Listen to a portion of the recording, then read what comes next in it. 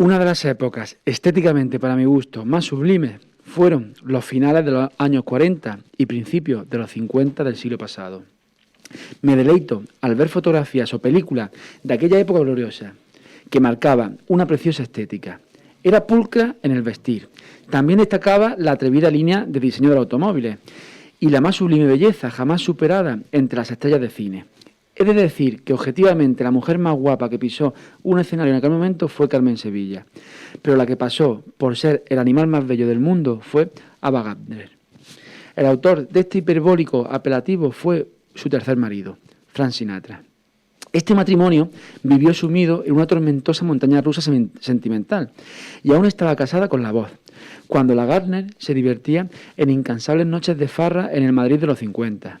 Durante una pausa en el rodaje de Mogambo, la actriz vino a España para sacudirse la arena de la sabana del África Negra.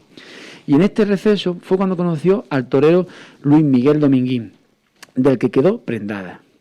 Son múltiples las anécdotas que se cuentan de esta relación, pero quizá la más famosa es aquella en la que después de una noche de juerga se fueron a la cama y tras la sesión de gimnasia amatoria se levanta el maestro, se viste y comienza un pasillo triunfal hacia la puerta de salida. Al ver que Dominguín se disponía a marcharse, su amante desde la cama le preguntó: ¿dónde vas? A lo que le respondió con toda naturalidad: ¿a dónde voy a ir? A contarlo. Si para España 1492 fue un año de gloriosa gesta, 1992, en cambio, se vivió para muchos de nosotros como un nefasto. El barniz de modernidad que se nos aplicó fue tan solo eso, un barniz que disimulaba la carcoma que se estaba preparando para devorar nuestro sector productivo. También aquel quinto centenario fue el primer peldaño hacia una funesta política de endofobia cultural. Ese fue el año en el que Felipe González nos quitó el pantalón de pana y la boina para hacernos presentables ante el mundo. Y para eso de ser moderno, habría que cambiar conceptos que olían a rancio, como el del descubrimiento. Así que se vendió aquello del encuentro de culturas, algo más acorde con los tiempos que corrían. En ese supuesto encuentro hubo dos sujetos, Castilla por un lado y América por otro. El primero fue un sujeto activo, el segundo pasivo, y más que un encuentro fue un toparse. Castilla fue la que se gastó las perras, la inteligencia y los hombres para tratar de buscar una ruta comercial por Oriente, tratando de salvar la amenaza turca del Mediterráneo. Fue así, cuando sin tenerlo previsto nos dimos de narices con un continente ignoto. Pero desde que se celebraron los fastos del 92, parece que hemos de estar avergonzados por haber sido los españoles los que realizamos aquel prodigio. Y desde entonces no han dejado de aparecer investigaciones en las que anticipan la llegada de otros pueblos a América antes que los españoles. Hablan de que surcaron las aguas atlánticas fenicios y vikingos, las del Pacífico una expedición china. Hasta se ha llegado a elucubrar con que las riquezas de los templarios provenían de las minas de plata del sur de América. Que haya historiadores que rebusquen entre legajos y restos de cultura material es algo habitual. La historia se escribe mediante la continua revisión. Y llegar a la conclusión de que alguien posara sus pies en América antes que los españoles es algo que cita no solo académicamente hablando, sino también las putridas gonadas de ciertos personajes que desean quitar el mérito del descubrimiento a España. Sinceramente, da igual que el hombre de Cromañón llegara antes a las costas americanas, porque para que conste en los anales, al igual que sucedió con el maestro Dominguín y su conquista, la de la Gardner, hay saber lo que se ha hecho, volver y contarlo. Muy buenos días, hoy es miércoles 30 de marzo, estamos en un nuevo programa del Mundo a las 8, soy Poli Barto y como siempre me acompaña en los micrófonos Tomás Pérez. Muy buenos días. Buenos días, aquí haciendo las delicias con este editorial a las hembristas, por las anécdotas del maestro Luis Miguel Dominguín. Y bueno, en fin, para que se despierten hasta ahora. Y bueno, hoy tenemos de invitado especial, ya repite nuestros micrófonos por segunda vez, tenemos aquí a Vicente Gallego, muy buenos días y gracias por por estar aquí con nosotros. Gracias a vosotros por contar conmigo. Además que hablaremos largo y tendido, como aquel programa que nos quedamos totalmente prendidos nosotros, con el tema de la problemática del campo, y para analizarlo, ya que estamos de una tierra puramente agraria. Bueno, Tomás, ¿qué nos trae? Pues mira, fíjate, comentar una cosilla, se hablaba en este editorial de la endofobia. La endofobia es la fobia hacia lo propio, digamos, ¿no? Aunque en España el problema es que no es fobia, sino que es asco. Hay algunas personas que sienten asco de ser española. Y el último acto de endofobia ha salido del gobierno, y es quitarle el apellido a la Armada de española. Ahora es solamente la Armada.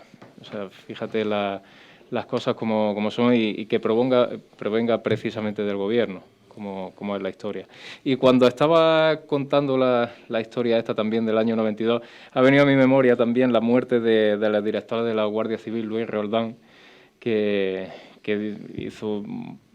escribió una página negra en aquella época del socialismo, de la corrupción que poblaba el socialismo, y que vino también en gran parte, en buena medida, por los factos del año 92, en el que se hizo mucho dinero, se gastó y se robó también muchísimo dinero.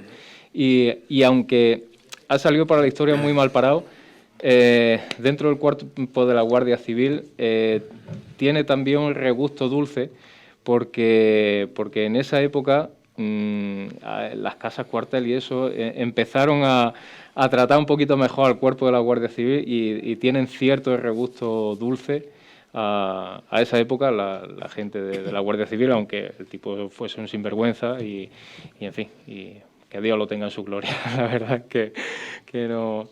Bueno, pues iba a hablar, pues este lunes Pedro Sánchez volvió a actuar pues como hombre anuncio, que es a lo que se suele dedicar, y nos cuenta por enésima vez que nadie se queda atrás, pero vuelve a faltar su palabra dada en Palma de una bajada drástica de impuestos, y a cambio entre sus medidas pues destaca una bajada de 20 céntimos por litro de combustible, una limitación de la subida de los alquileres al 2%, y la prohibición de los despidos, como sucedió en la época del encierro, que tendrá vigencia hasta el 30 de junio. En materia fiscal, la verdad es que sigue rigiendo exactamente lo mismo, que es la rebajada del IVA en el precio de la luz y el impuesto de la electricidad. Y finalmente, una propuesta interesante realmente, que es la isla energética de la península, junto con Portugal, cuyo resultado dependerá pues de la autorización de la Unión Europea, y esto es realmente un arma de doble filo, porque para España nuestra dependencia gasística es menos acentuada, igual que en Portugal, que en el resto de Europa con respecto a Rusia. Pero también el aporte que ofrece España a través del gasoducto a los Pirineos tiene un límite de 7.000 millones de centímetros cúbicos, y esa carencia la ha detectado Italia, que tiene conexión con el centro de Europa, y eso lo sabe Argelia.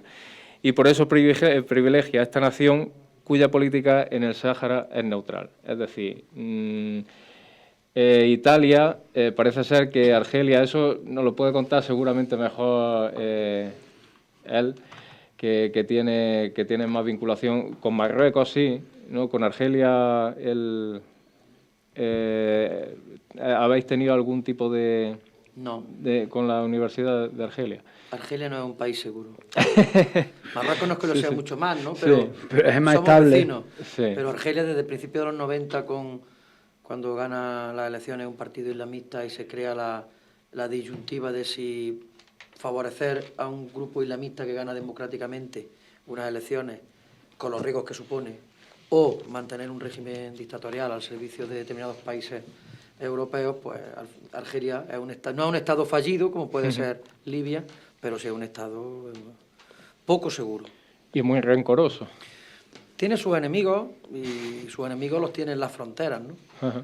Y básicamente con Marruecos, la cuestión de suprimir la vía de gas que va por Marruecos obedece a razones geopolíticas, no tiene ahí ninguna explicación económica, ¿no? Pero, en fin. Y en este caso, pues lo que hablábamos, que parece ser que va a tener, está teniendo mejores relaciones y apostando más por el gasoducto italiano para llevar ese gas hacia Centro Europa que con España. Y evidentemente es lo que hemos estado hablando antes de comenzar el programa, el que asó la manteca, el señor presidente Pedro Sánchez, que la ha liado parda con el tema del Sáhara. Sí, a nivel internacional no hay ideas políticas. Si tú me perjudicas a mí por ciertos motivos, pues yo te perjudico a ti. Si hemos agraviado a Argelia porque hemos cambiado la postura con el Sáhara, pues Argelia ahora se retira al embajador y cambia. Es decir, dijo que iba a cumplir los compromisos actuales firmados con España, que iba a subir el precio, pero que a partir de ahí cambiaba de socio preferente a Italia. Evidente. Eso es una cuestión que aquí en España no hemos sacado. No sé a qué intereses o por qué interés ha habido ese cambio de estrategia, porque es una estrategia que básicamente tanto el Partido Popular como el PSOE, cuando han gobernado, han llegado así. Siempre han tenido la misma puesta. Si algo se ha tenido claro, supuestamente, siempre ha sido el Sáhara según el mandato de la ONU, lo que se tendría que hacer, y por otro lado Gibraltar español, ¿no? Digamos que siempre ha sido fuese el gobierno que fuese, pero ahora están cambiando el timón de aquella manera. Dentro del Partido Socialista ha generado fricciones. El Partido Socialista en Baleares ha expresado ya que no está de acuerdo con la dinámica que ha cogido el presidente. Además que ha sido algo que le ha tomado el presidente por su cuenta. Sí. De hecho, también interviene China, que también hemos estado hablando antes. China se ha posicionado esta vez de parte del tema de que el Sáhara, pues que siga los dictámenes de la ONU. Y esto también ha sido una especie de guiño que le ha hecho a Argelia, porque quiere involucrarla en lo que es la nueva ruta de la seda. Claro, a nivel internacional estamos, con la guerra de Ucrania se está viendo, estamos yendo a esos dos bloques, ¿no? Marruecos aliado de Israel y Estados Unidos, Argelia tiene relaciones con Rusia y con China. Bueno, vamos a dejar que estamos aquí nosotros dos. Que nos ilustre. Sí, porque es tontería. No, darle al gobierno español ahora mismo una capacidad de articular una estrategia geopolítica, yo creo que es ser muy generoso con la capacidad de improvisación de un líder por accidente. O sea, Pedro Sánchez es una persona que en mayo de 2018 accede al gobierno porque en una moción de censura el Partido Nacionalista Vasco cambia su sentido del voto y son los votos del Partido Nacionalista Vasco quienes propician ese gobierno en minoría que luego, fruto de un pacto con Podemos, pues se convierte en un gobierno precario, pero con una mayoría muy ajustada, con una cierta mayoría. Lo que no es entendible es que en el último año el gobierno español haya pasado de albergar al líder del Frente Polisario en un hospital de La Rioja, ocasionando evidentemente la ira de Marruecos. Y siendo además un terrorista. Es que el Frente Polisario... No, pero me refiero con ataques terroristas españoles y siendo presuntamente el violador de una chica que, en fin... Pero tú pasas de hacer eso, que no tiene ningún sentido, exacto, pasas a escribirle una carta al rey de Marruecos, que él procura sacarla a los medios, en donde te salta la política de consenso, porque si hay algo que ha unido, yo creo que es el único elemento ahora mismo que puede unir a alguien de Podemos con alguien que se encuentre en las antípodas ideológicas, que es el Sáhara. Todo bien por el pasado colonial, por cómo dejamos tirado al pueblo saharaui en el año 75, propiciando una marcha verde y desde entonces pues estando en el limbo jurídico. Y cómo unos por razones de no dejarlos tirados y otros por el derecho de autodeterminación, es algo que en donde todo el mundo tiene una sintonía. Y este hombre pues ha decidido de forma ni siquiera consensuada en el seno de un gobierno. Es que estamos hablando, se le llena muchas veces la boca de decir que la política exterior la dirige el presidente de gobierno. Pero es que el presidente del gobierno es el presidente de un gobierno y las decisiones deben ser mancomunadas en un consejo de ministros. Tú no puedes tomar una decisión y que tu ministro de Asuntos Exteriores no sepa que tú le has enviado una carta al rey de Marruecos. Eso no cabe en un Estado con unas bases democráticas mínimas. Eso lo podría hacer Putin, eso lo podría hacer el presidente de Argelia, lo podría hacer Kim Jong-un en Corea del Norte, pero eso no lo puedes hacer tú, porque y tú te debes al Parlamento, te debes a un Consejo de Ministros, y has cambiado el consenso de 50 años, uno de los pocos consensos en política exterior que ha tenido España, y evidentemente cabreando a todo el mundo. Lo que ocurre es que al final el poder une mucho, es un pegamento, y llevamos 2 años y medio viendo cómo ese pegamento está continuamente pegando y se están cosiendo las costuras pues, de 2 partidos políticos que no se soportan literalmente. Porque históricamente en la izquierda ha habido siempre un odio mutuo. Eso lo vimos en la Guerra Civil Española con el asesinato de miembros del POUM a cargo de comisarios políticos del Partido Comunista. Y esa desconfianza atávica del socialismo frente al comunismo, con el anarquismo como gran víctima de ambos lados, eso no se pierde con el paso de los años, esa desconfianza sigue. Pero bueno, queda todavía 1 año y medio de mandato. En el caso de Marruecos no sabemos la deriva que puede tener. Lo que está claro que quien dirige la política exterior es Estados Unidos. Quien dirige lo que se hace en ese contexto geográfico del norte de África, del estrecho, de la península ibérica, es Marruecos, Estados Unidos, porque a raíz del atentado de Al-Qaeda, Marruecos se convierte en el gran guardián que intenta evitar la entrada de terroristas islámicos a Europa por el sur, ¿no? Entonces, ahí está la política de Estados Unidos, favoreciendo la política agraria de Marruecos a través del Plan Marruecos Verde, Maroc Vert, el apoyo geopolítico, el apoyo en defensa y la continua financiación de las políticas de un líder como el rey de Marruecos, que en fin. Aparte de España es que tenemos una deficiencia democrática bastante severa en el tema de que son los partidos, más que los partidos, las cabezas de los partidos, y aquí nadie le chista. Diga, lo que pueda decir el señor presidente. Aquí todo el mundo baja la cerviz y lo que usted diga. Y no solo en el Partido Socialista, sino el Partido Popular se está viendo con Feijóo, que hace unos años pues presentaban esa fotografía con una amistad tan ilustre. Y después también, por ejemplo, fíjate, los sindicatos. Este fin de semana hemos visto una manifestación de 10.000 personas, se estaba hablando, contra el aborto. El otro día sacaron en Madrid, los sindicatos unidos, Comisiones Obreras y UGT, sacaron 800 personas, fueron, ¿no? Sí, bueno, o sea, depende. Es que bueno, rebajaron a 500 personas finalmente. Pero es que eran 4 gatos y el del tambor. ¿Esa gente a quién representa realmente? ¿A quién está representando? Después hacen el paro los camioneros y hablan con las grandes corporaciones. Y no hablan precisamente con los que están haciendo el paro. Y no los tienen como interlocutores válidos. Aquí hay una deficiencia, sinceramente, bastante grande para ser un país occidental. Y más que deficiencia, yo creo que es un poco de la cultura política que hemos heredado, ¿no? Primero que estamos poco acostumbrados a la protesta. Aparte de lo que te digo, la soberanía, es que estamos en un sándwich, el pueblo, digamos, ¿no? La ciudadanía, los ciudadanos, perdón, no me gusta el término ciudadanía. Porque por un lado están esas personas que no representan realmente a la sociedad, y después, por otro lado, nos vienen a otras personas que no hemos elegido democráticamente, y nos vienen sus normativas desde Europa. O sea, aquí nos dan palos por todos lados personas que no hemos elegido, en definitiva. Sí, a ver, sí. Realmente que sí. Bueno, yo creo que sí, los españoles, los políticos españoles sí representan al pueblo español, porque al fin y al cabo les vota y les legitima. El tema es que el político español... Pero yo creo un poco también la herencia cultural, ¿no? De que estamos poco acostumbrados a la protesta, estamos más acostumbrados al ordeno y mando, y a esto es lo que hay.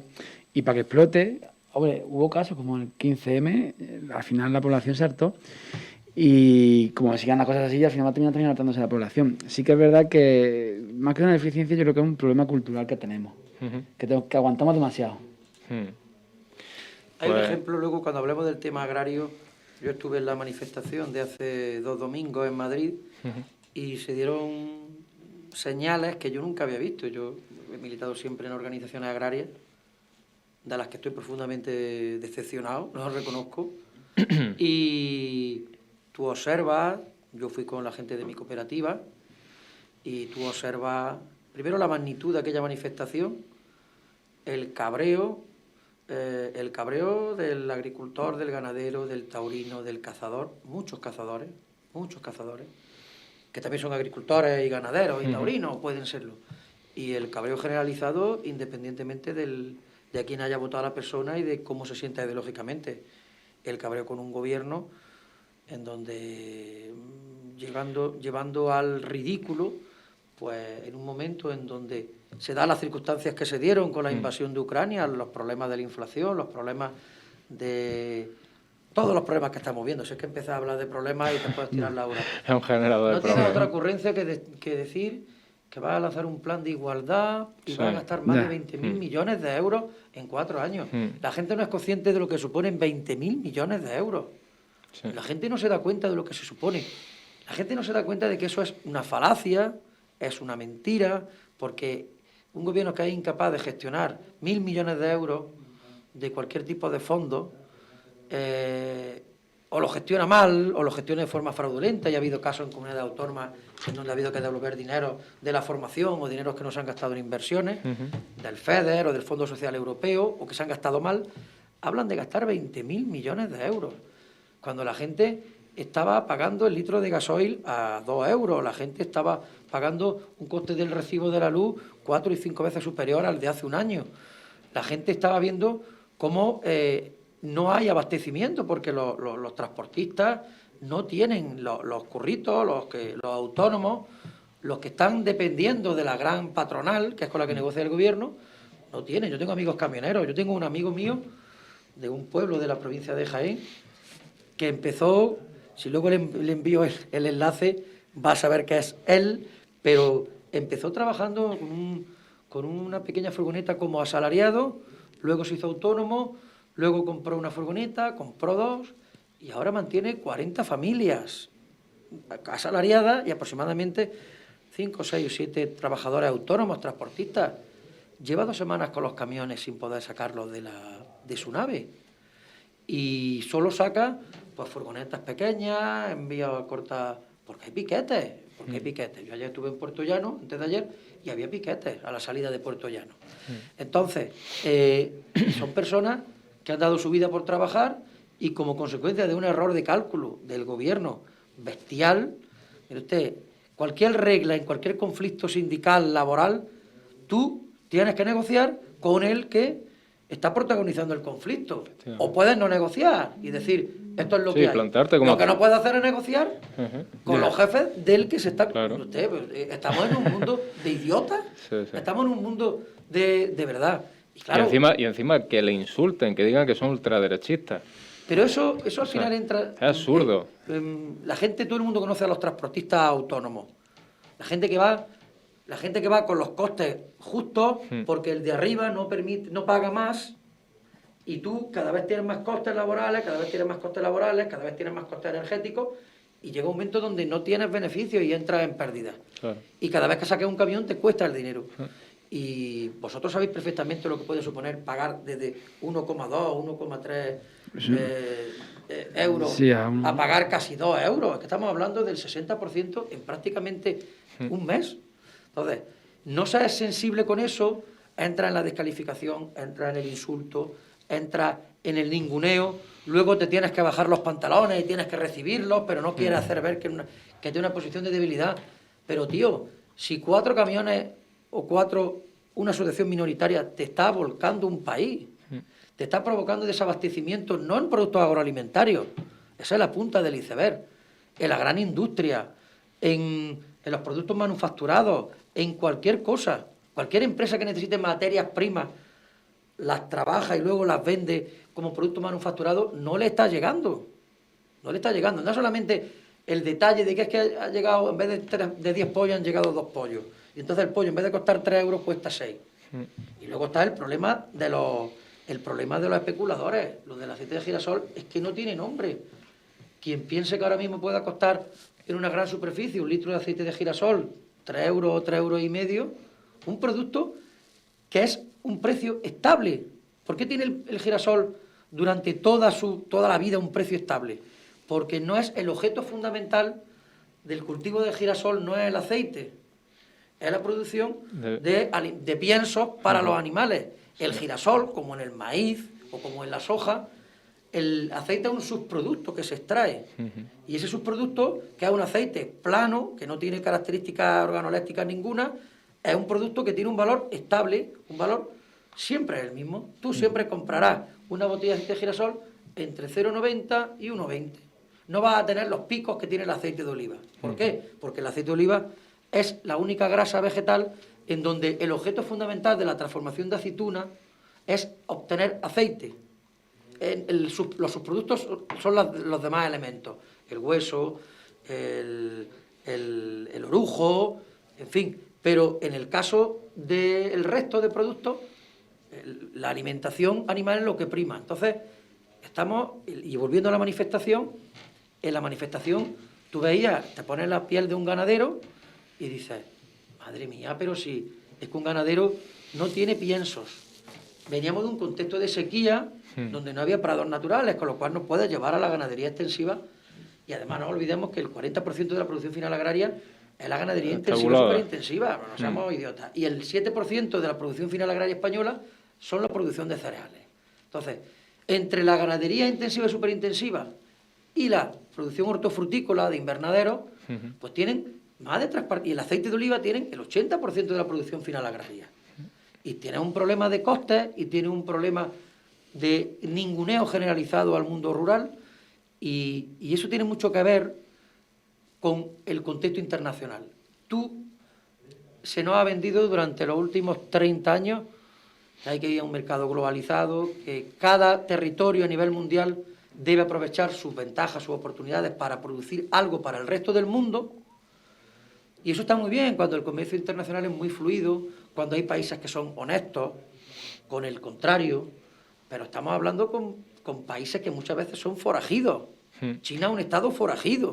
Entonces, tú lo que no puedes hacer es tratar en un contexto internacional de tal forma que lleguemos al extremo de que tú en tu casa comprar 1 kilo de garbanzos mexicanos te cuesta más barato que producir garbanzos en la puerta de tu casa. Disculpa, eso es lo que me ha sorprendido, no me sorprende. Cuando estabas comentando que los agricultores, los ganaderos estaban enfadados en esa manifestación contra el gobierno, es evidente. Pero también se tienen que dar cuenta que esto es una escalera y esos peldaños los hemos ido subiendo poco a poco con gobierno del PP y con gobierno del PSOE, que nos han traído a lo que hoy tenemos, a través de los acuerdos de la Unión Europea. Y ya no solo ellos, sino, con la cara dura que fueron a la manifestación dirigentes del PP e incluso de Vox. Yo siempre saco aquí a colación el tema del voto de Vox al Tratado de Libre Comercio con Vietnam, que uno votó a favor, que fue Germán Tertsch, otros 2 se abstuvieron y otro votó en contra, que me parece que fue Vox AD, exactamente. Entonces, ¿cómo te puedes subir a un tractor y decir que esta es tu gente si después votas de esa manera? Mira, hacen política. El gran problema no es ni siquiera de lo que hicieran gobiernos del PP y del PSOE, porque hacen lo que, con el margen de maniobra que tienen, perteneciendo a la Unión Europea, tienes que acatar las directivas comunitarias. El gran problema es que, fruto de ese contexto de globalización, de que lo bueno es la comerciar con todo el mundo, mire usted, y hay un ejemplo paradigmático, luego volvemos a lo que es la política agraria comunitaria, en lo que se ha convertido. Yo tengo producción de algodón.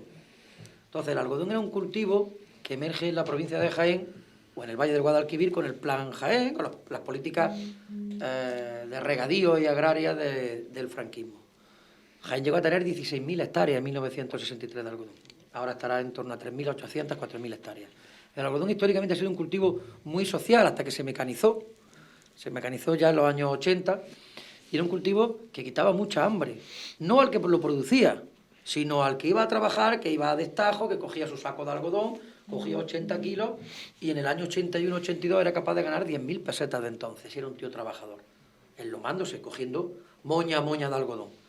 Entonces, el algodón, Europa, no era autosuficiente, pero el algodón tenía un cierto nivel de autosuficiencia, no sabría ahora mismo calcularlo, no me acuerdo, pero resulta que la PAC cambia, uno de los múltiples virajes, que podemos hablar ahora de la PAC, en el año 2005, y se pasa a un sistema en donde a la Unión Europea ya no le interesa producir algodón. Pero como tiene que mantener zonas algodoneras, porque el algodón en Europa se produce en Andalucía y en Grecia, que son zonas pobres, entonces para mantener el trabajo, mantener el empleo y no generar más pobreza, la subvención o la ayuda, en vez de ir directamente a cada kilo, para que hagáis una idea, el algodón podía tener un precio en el mercado mundial de €0,5 el kilo. Pues la Unión Europea, por cada kilo que tú producías, te pagaba €1, con unos topes, unas cantidades máximas garantizadas. Entonces, a partir del año 2005 se dice, no, miren ustedes, vamos a ver quién cultivó algodón desde el 99 al 2001, vamos a hacer una media, y si usted tiene 10 hectáreas, yo a usted le voy a dar una cantidad de dinero por haber cultivado en aquel momento algodón, que eso se le va a añadir a la mochila de la PAC. Usted ya si en el futuro no quiere sembrar algodón, no pasa nada. Pero esos 1.000 euros, 1.300 euros, los va a tener usted ya para siempre. Luego, si usted quiere cultivar algodón, le voy a dar otros 1.000 euros en cifras redondas. Y si encima lo hace con requisitos agroambientales, le voy a dar otros 400 euros. Pues claro, a un individuo le estás garantizando por diferentes vías pues prácticamente 2.600, 2.700 euros por hectárea. Un individuo que tenga 10 hectáreas dice, bueno, son 27.000 euros. ¿Qué obligaciones tengo que cumplir? Algunas obligaciones agroambientales muy básicas, perfectamente cumplibles, y 1.000 kilos por hectárea. Con que tú garantices 1.000 kilos por hectárea de algodón, cobras todo ese dispositivo de ayuda. El algodón que suele tener una media de rentabilidad de unos 3.500 kilos hectáreas, pues que hacen muchos agricultores, que además no ven claro el relevo generacional y no ven...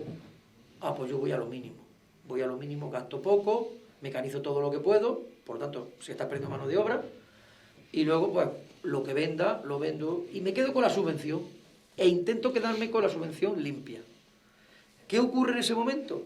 Que en Andalucía, entre Andalucía y Murcia, había aproximadamente unas 17 desmotadoras de algodón, empresas que se encargan de extraer el textil para luego la industria de fabricación de prendas de algodón, pues se pasa de 17 desmotadoras a 3, 4 desmotadoras. ¿Por qué? Porque baja drásticamente, no la superficie, que también baja algo, sino que baja la producción.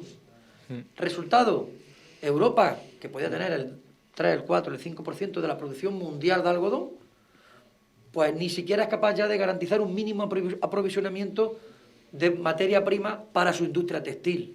Resultado, te pones en manos de lo que yo decía antes, de socios no fiables, de estados forajidos, porque China es un estado forajido, porque Egipto, en fin, tampoco es un estado... La República Centroafricana, que es una potencia en producción de algodón, realmente las industrias desmotadoras que hay allí están controladas por el gobierno francés. Y además allí cultivan, como se cultiva en gran parte de África y Asia, con un dumping ambiental y social, con un elevadísimo coste, pues con niños trabajando, con personas sin libertad sindical, sin derechos laborales. ¿Por qué no se le pone el límite? ¿Por qué no hay interés en ponerle límite a eso? Pues precisamente por la francofonía o porque no. Realmente quien tiene las inversiones son europeos, son élites europeas. Cuando se crea la PAC en Europa, que se crea a partir de la experiencia de la CECA, de lo que era la experiencia del carbón y el acero en la cuenca del Ruhr, cuando se crea a principios de los 60 la PAC, los países continentales que participan, que son Francia, el Benelux y Alemania Occidental, luego se va añadiendo Italia en el año 66, se añade, creo que en el 73 Gran Bretaña, luego van los países del ámbito del arco mediterráneo e Irlanda, y luego ya se van abriendo al este de Europa. La PAC cumplía una función. Pensar en la PAC se crea a finales de los 50, se crea en un contexto donde la Segunda Guerra Mundial está muy cerca, donde la crisis de producción de alimentos y la hambruna y las carestías habían ocurrido hacía 5 años. Entonces, el objetivo de la PAC, ¿cuál era? Garantizar la producción agraria de los países que formaban parte de la Unión Europea, de la Comunidad Económica Europea entonces, pues que era la remolacha y el azúcar, los cereales, vacuno de carne y vacuno de leche, eran los principales productos. Garantizar la producción para que no le faltara nunca a los consumidores. De hecho, la única política agraria común real era la política agraria. De hecho, ahora mismo sigue teniendo más del 30% del presupuesto comunitario. Hace 20 años llegó a tener el 60%. Entonces, ¿qué ocurre? Que esa PAC blinda la agricultura europea de cualquier contingencia internacional. ¿Cómo la blinda? Evitando que entren sin aranceles productos de terceros países. Había una barrera arancelaria. Tú quieres meter 1 litro de aceite de oliva, sin problema, tienes que pagar unos impuestos. Luego, protegiendo con precios base, con precios mínimos garantizados cualquier producto. Pues mire usted, en el aceite de oliva, vamos a pasarlo como si ocurriera ahora, por debajo de 2,2 euros, si baja el precio del producto por debajo de 2,2 euros, la Unión Europea compra el producto al agricultor. Pues con esa red de seguridad de precios garantizados, sin competencia del exterior, porque tiene una barrera arancelaria, y luego a través de un mecanismo que era la restitución a la exportación, es decir, yo produzco en Europa 1 millón de toneladas de cereales. Si resulta que después del consumo que hacen los europeos de cereales queda un sobrante de 200.000 toneladas, yo lo devuelvo al mercado exterior y pago un suplemento de precio para que se pueda vender en el exterior a precios más bajos, porque el kilo de cereal en el resto del mundo estaba más bajo que en Europa. Con ese tipo de protección, la agricultura europea fue víctima de su propio éxito. Entra en una dinámica de producción, de superproducción, cuando ya se está viendo que la superproducción genera excedentes que muchas veces hay que destruir. Se opta por una especie de contingentación, establecer cantidades máximas garantizadas. Mire usted, si en Europa se sobrepasa 1.350.000 toneladas de aceite de oliva, si se sobrepasa un 10%, el dinero que se cobra se reduce en un 10%. Pero llega un momento en el año 92 también, es que el 92 parece que es el año que es la reforma McSherry, que lo que ocurre es que se empieza el papel de suministrador de alimentos, de base de la cadena alimentaria, de suministrador de alimentos a una sociedad, se va desvirtuando hacia otro papel que es el que ha acabado ya por entronizarse, que es el de jardinero de la naturaleza. El agricultor ya es de por sí jardinero de la naturaleza, pero su función fundamental es proveer de alimentos a la sociedad. Entonces, a partir del año 92, con la reforma de un comisario europeo de agricultura, el McSherry, se empieza a desincentivar la producción. Y además se empieza a desincentivar cuando ya hemos visto los efectos que ha tenido la Revolución Verde. O sea, la Unión Europea empieza a decir, no hace falta que produzcamos tanto. Si para eso tenemos a China, si para eso tenemos a África, tenemos México, a India, tenemos los resultados exitosos de la Revolución Verde, que es producir mucho más arroz para que la gente de China o de India no se mueran de hambre.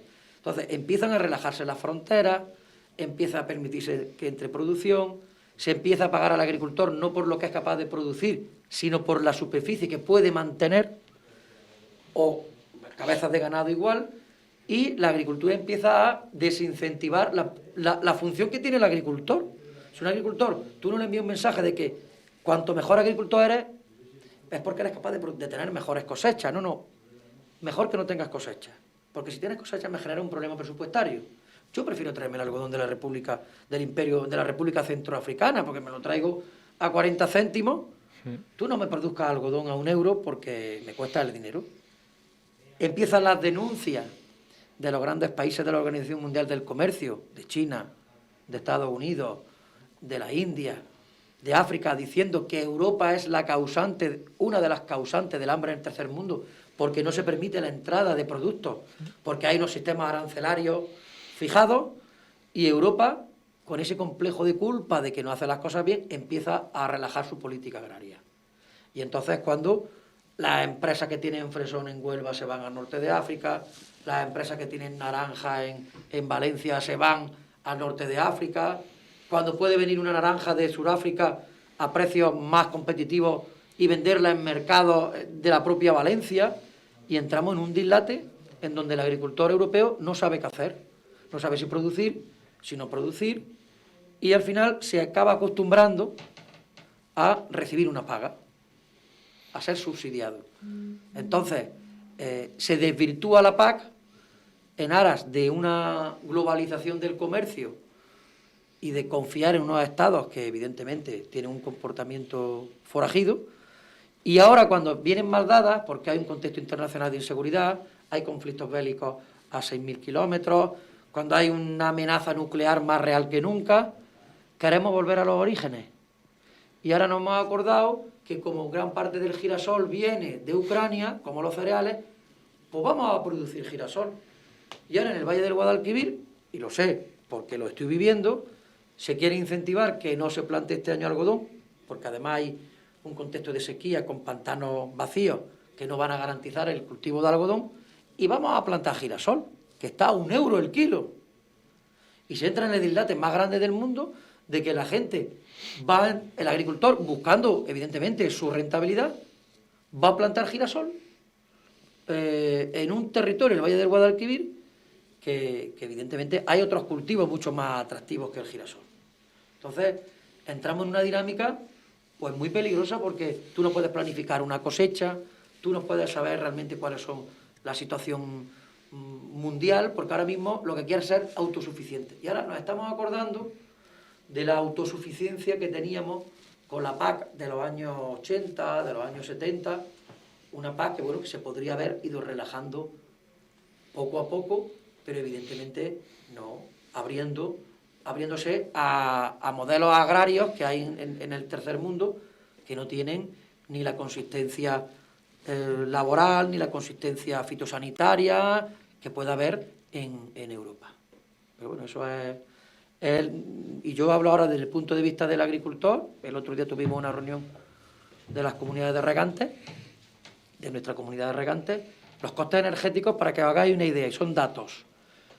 Nosotros en nuestra comunidad, con una comunidad que tiene algodón, olivar, algo de ajos, algo de hortícola, en el Valle del Guadalquivir, aquí en Jaén, hemos pasado de no pagar energía, porque eran comunidades especialmente protegidas del Plan Jaén, porque cuando se hizo el pantano del Tranco y los saltos de agua que hay en el Guadalquivir, pues en aquel momento el gobierno, en el año 55, en un decreto dijo: señores, un porcentaje de la energía que se genera de producción hidroeléctrica en los pantanos y en los saltos de agua se va a quedar en la provincia de Jaén, porque en la provincia de Jaén no se puede crear una gran zona regable, porque no tenemos grandes vegas, porque el Guadalquivir está muy estrecho, tiene Sierra Morena y tiene las Campiñas Béticas. Sí. Se empieza a abrir en Córdoba, se abre en Sevilla. Como no vamos a poder poner decenas de miles de hectáreas como en Sevilla, que tengan algún beneficio, que es la energía de reserva, una parte de la energía. No se pagaba energía, que tampoco probablemente sea acorde con los nuevos tiempos. De ahí a un conflicto con Endesa, una dejación de funciones del gobierno Zapatero, un periodo que fue de 2007 a 2010 nefasto, se empiezan a imputar costes energéticos. Hace 2 años nosotros imputábamos al agricultor el coste por metro cúbico gastado, estaba en torno a los 5 céntimos. Este año ya, para la campaña de 2021, se han imputado unos costes medios de 8 céntimos, que son un 60% más de coste energético. Pero es que ahora mismo los contratos que se están renovando, el precio de la luz que hay ahora mismo, y que sobre todo se está firmando para mayo, junio, julio, está hablando de entre 25 y 30 céntimos. Está hablando de multiplicar por 6 una factura de la luz que ya hoy es cara. Entonces, que la gente vaya a manifestarse, centenares de miles, porque yo en mi vida he ido a muchas manifestaciones del campo, a Sevilla y a Madrid, y aquí en Jaén, nunca vi tanta gente y tanto cabreo de diversas... Pues claro, los intereses del ganadero y los del cazador, pues son, pero confluyen. Que tú a la gente le quieras traslucir que el problema está en que al final se manifiestan, porque una de las fotos que interesadamente se puso era de 2 personas montadas a caballo, y eso era lo que representaba la manifestación. Y determinado, desde la izquierda, de una parte de la izquierda, se quería ver como que la manifestación era una cosa de 4 señoritos y 4 terratenientes. Mire usted, hay que ser muy obtuso, muy idiota, y no darse cuenta de la realidad, porque allí, de mi pueblo, fueron 2 autobuses. Un autobús de olivareros, de la cooperativa, y un autobús de cazadores.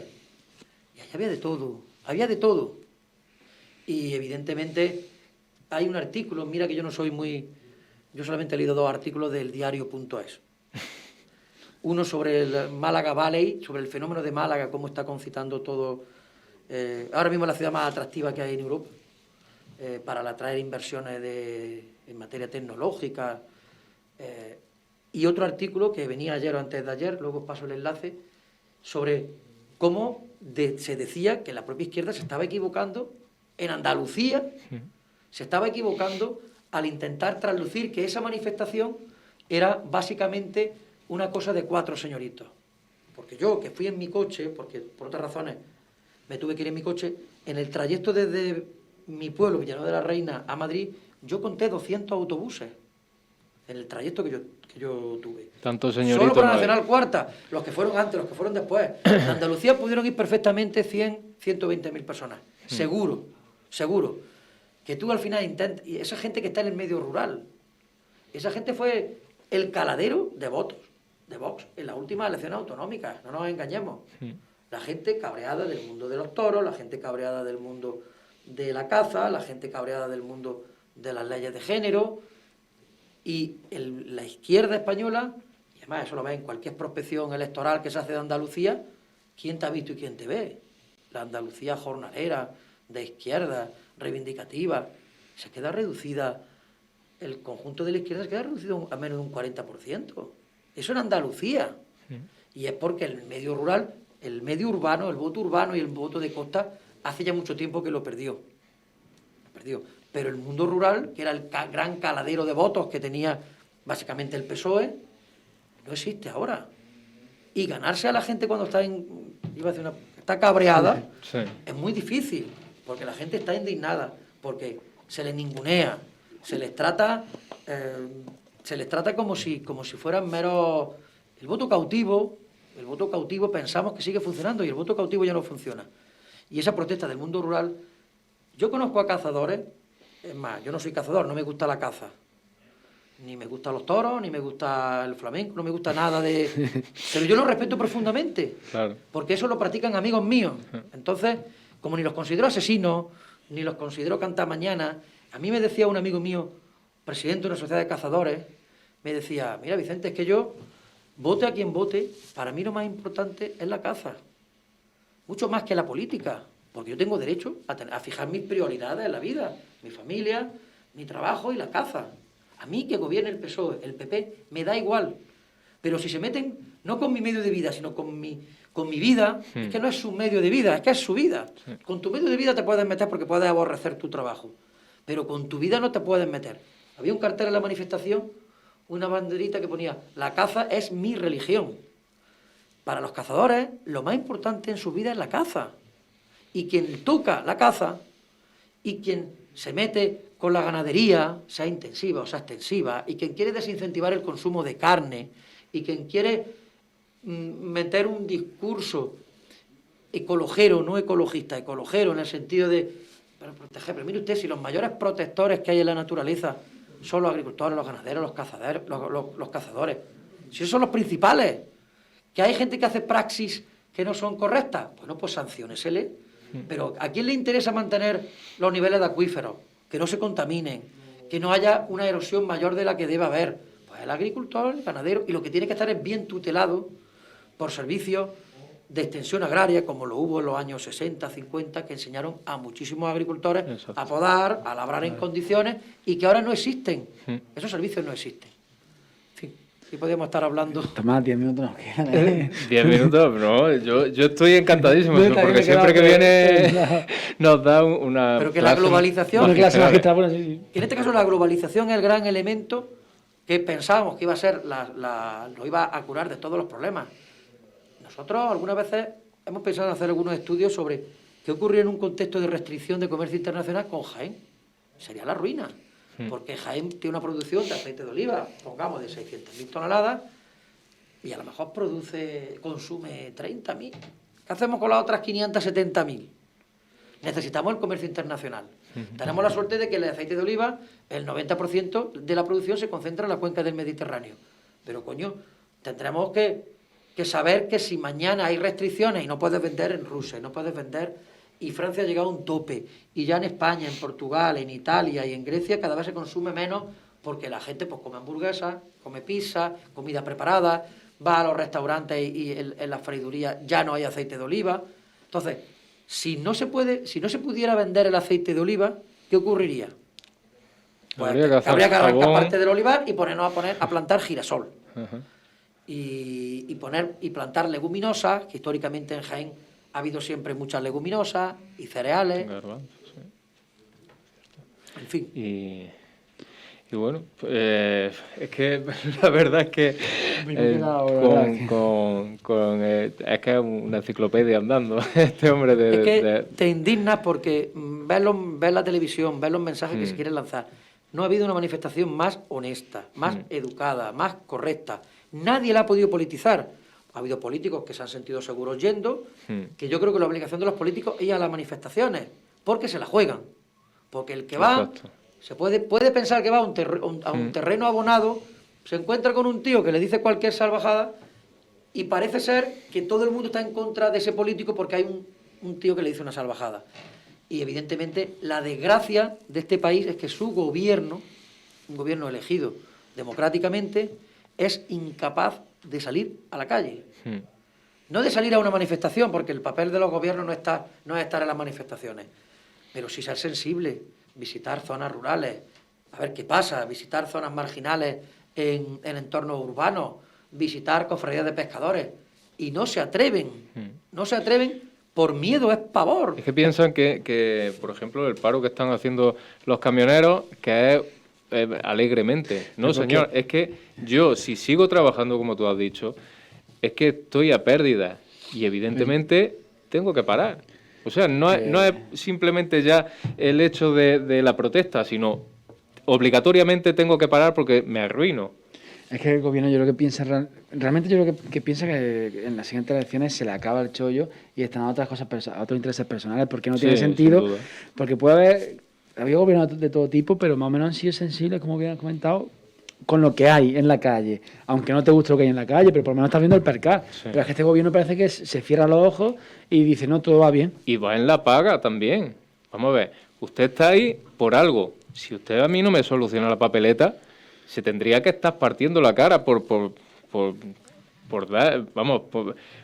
dignificar a la gente, por el hecho de que no se esté pagando ni la luz ni o sea, tendría que estar pues y mirando, dándole una vuelta como un calcetín a los gastos que hay, porque es que hay unos gastos cuando el señor ministro Escrivá, cuando estaba en la ¿cómo se llamaba? En la Autoridad Independiente de Responsabilidad Civil, decía que había 33.000 millones de euros que había que fiscalizar, que se gastaban, y 14.000 de ellos alegremente se le daban a asociaciones y tal, sin pedir ningún tipo de... Hay un ejemplo muy claro, y es, tú le repasas las declaraciones, lo que se ha dicho en prensa, lo que se dice en los medios, de la gente de la calle, de las asociaciones.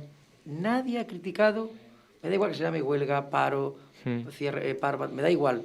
La acción de los camioneros de calle, de los autónomos, de los pequeños, lo que están haciendo es que está ocasionando un daño objetivo. Y eso cuesta muchísimo dinero. Es decir, que tú estés pagando el pollo ahora mismo a 6 euros, o que te cueste un melón 7 euros, eso es consecuencia, entre otras cuestiones, del desabastecimiento. Pero nadie protesta contra ellos, porque se ponen en la piel de ellos. Lo que no tiene sentido es que un gobierno que tiene que ponerse en la piel de todos diga, no, yo negocio con la patronal. Pero, tío, eso no lo ha hecho ni un gobierno del PP. Y no, es que son no sé qué, son no sé cuántos. Pero tú no estás viendo que hay gente que no tiene para llegar a fin de mes. Que hay gente que está todo el puto día en la calle, tirado, en la carretera, teniéndose que meterse a comer en sitios, no pueden ni entrar a comer, se tienen que comer el bocadillo, tienen que ducharse como puedan en cualquier bar de carretera cutre, para llevar después de una semana tirada a la carretera, y no les salen las cuentas, porque resulta que tú, que llevas viendo el problema casi un año, no has sido capaz de intervenir de forma efectiva ni en la problemática de la luz, ni en el tema del combustible. Y que tú, que estabas cobrando el 49% de impuestos en el gasóleo, perdón, en la gasolina, y en el gasol creo que el 42%, sobre 1,2 euros, 1,3, tú estás cobrando sobre 2 euros, que te estás llenando las arcas, tío. Sí. ¿Tú para qué quieres esa recaudación extraordinaria? ¿Para qué? Porque Europa cortará el grifo en junio. Entonces, pero además luego no es tan extraordinaria porque el consumo baja. Sí. Es que... Tú no puedes... Vamos a ver, yo también digo, estoy en Cáritas y estamos observando familias que tienen de ingresos 500 euros. Claro, Si tienen de luz, pagaban 70, ahora pagan 180. Si tú tienes la bombona de butano, que te gastaba 15 euros y ahora te gastas 30. Si tú resulta que comes lo básico, que es el pollo, que son las patatas, que es la leche, que es el aceite de girasol o de oliva, se te ha multiplicado la cesta de la compra en cuestión de 3 semanas. Una barbaridad. Pues tú vas a tener una disponibilidad pues de 200 euros al cabo del mes, una familia de 500 euros, que la hay, ¿eh? Sí, sí. Pues no tiene disponibilidad y tiene que acudir a las organizaciones asistenciales que haya, porque no llega a fin de mes. Y eso además, que nosotros pedimos los recibos, mire usted, entrégueme los recibos, y el mismo recibo del año pasa por esta fecha. Y tú dices, coño, 70, 180, pues son 110 euros. Cuando estás cobrando 500 euros, una señora, y pongo casos reales, de 80 años, que se está, en fin, no lo voy a decir, una persona que no llega a fin de mes, y que pagaba 70 euros y ahora paga 180. Y hay 110 euros de diferencia, que es más del 20% de lo que cobra en demasía del pago de la luz. Y no tienen, y son, porque la pobreza es muy vergonzante, y son personas que no son capaces de decir, lo estoy pasando mal, y tienes que ser a través de intermediarios, va a su casa, porque le da mucho pudor y mucha vergüenza. Sí. Y eso así, ¿sabes? Eso así. Bueno. Tomás, 3-4 minutillos. Una última pregunta que queramos, bueno, algo que quieras que comentemos, que nos comente. Pues yo qué sé, lo que él quiera, es que ya son tantos datos, tantas... Y... No sé, y ya volviendo a la provincia de Jaén, porque la provincia de Jaén... Sí te quería preguntar una cosa, porque hay muchas ahora que dicen que Jaén no es una provincia, tú que eres geógrafo, una provincia que no pertenece a la España vaciada. ¿Eso es cierto o no? Yo no te llegué a pasar el enlace de un reportaje que hemos participado. Sí, el documental. Yo decía que Jaén no es la España vaciada, eso es un bulo de la Diputación y de intereses de estar vendiendo. Hay problemas demográficos severos en la Sierra de Segura, en la parte norte, lo hay, pero no es una provincia vaciada. Esto no resiste una comparación con Soria o con una comparación con Cuenca o con Burgos, no. Pero en un futuro... Esto forma parte de la España sin oportunidades. Si tú no tienes oportunidades, tú entras en una dinámica demográfica donde aparentemente no pierdes demasiado efectivo, porque que Jaén pierda 5 o 6.000 habitantes todos los años no pasa nada. Es mucho más grave el envejecimiento. Exacto. Es mucho más grave que ninguno de mis 3 hijos tenga en su horizonte temporal mentalmente vivir en Jaén, y eso es la verdadera tragedia. Sí. Y ahora mismo puede haber un punto de ruptura, lo pudo haber con el plan Colce, lo pudo haber si se hubiera apostado más por infraestructura. Yo puse el ejemplo, el otro día estuve en Puerto Llano, comparas Puerto Llano con Linares, son 2 ciudades mineras de 60.000 habitantes. Linares, después de la tragedia de Santana, es un auténtico solar. Puerto Llano consigue la refinería de Repsol, la parada del AVE, y consigue tener una cierta estabilidad.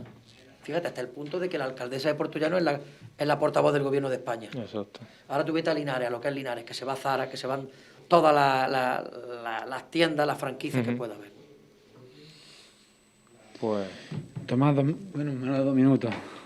Ya despedirnos, ¿no? Porque ya poca cosa más. Porque... el tiempo volando. Bueno, sí, tendrás que venir a la segunda parte a terminar. Otro día. Que, bueno, muchísimas gracias por haber estado otro día más con nosotros.